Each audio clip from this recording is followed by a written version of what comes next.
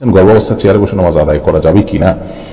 আল্লাহ সূরা বাকারার 286 নম্বর আয়াতে বলেছেন, লা ইউকাল্লিফুল্লাহু নাফসান ইল্লা উসআহা, মানুষকে আল্লাহ তাআলা তার সাধ্যের বাইরে কোনো কিছু চাপিয়ে দেন না। ইমরান ইবনে হুসাইন রাদিয়াল্লাহু তাআলা থেকে একটা হাদিস বর্ণিত হয়েছে সহিহ বুখারীতে। তিনি একবার নবী সাল্লাল্লাহু আলাইহি ওয়াসাল্লামের কাছে বলেছেন, ইয়া রাসূলুল্লাহ, আমি এমন একটা রোগে আক্রান্ত যে রোগটা আমরা যেটাকে একশিরা বা যেটাকে আপনার পাইলস বা জাতীয় অ্যানাল ফিশার জাতীয় রোগ বলতে পারি, এরকম একটা রোগের কথা তিনি বললেন। তখন নবী করিম সাল্লাল্লাহু আলাইহি ওয়াসাল্লাম তাকে বললেন, তিনি বললেন যে অবস্থা আমার সালাত পড়তে কষ্ট হয়। তখন তিনি বলেছেন, তুমি দাঁড়িয়ে সালাত আদায় করো যদি পারো, আর যদি না পারো তাহলে বসে পড়বে, আর না হলে তুমি কাত হয়ে বা শুয়ে পড়বে। তো হাদিস থেকে আমরা স্পষ্ট জানতে পারি, অসুস্থতাজনিত কারণে যদি কেউ সালাত যথাযথভাবে সঠিকভাবে দাঁড়িয়ে যথানিয়মে পড়তে না পারেন, তাহলে তিনি যেভাবে পারেন সেভাবে আদায় করবেন।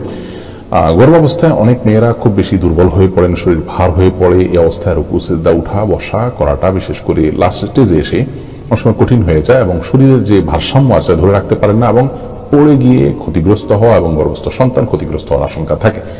এরকম যদি অসুস্থ কোনো মা থাকেন এবং এই পর্যায়ে চলে যায়, তাহলে সেক্ষেত্রে তিনি যদি দাঁড়ানো থেকে চেয়ারে বসতে পারেন, চেয়ার থেকে দাঁড়াতে পারেন, এটুকু পারেন, তাহলে দাঁড়িয়ে সালাত শুরু করবেন। রুকু সিজদার সময় চেয়ারে বসে ইশারা রুকু সিজদা এবং বৈঠক এগুলো সব করবেন।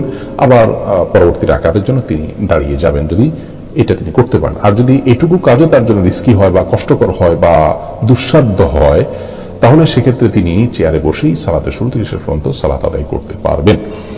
আর যদি এরকম সমস্যা না থাকে, নিছক আরামায়েশের জন্য, নিছক তথাকথিত আপনার ভয় বা রিস্ক, যে রিস্কটা আসলে ওরকম জোরালো কোনো রিস্ক না, এরকম মনে করে তিনি চেয়ারে বসে সালাত দেবেন, তাহলে কিন্তু সালাত হবে না।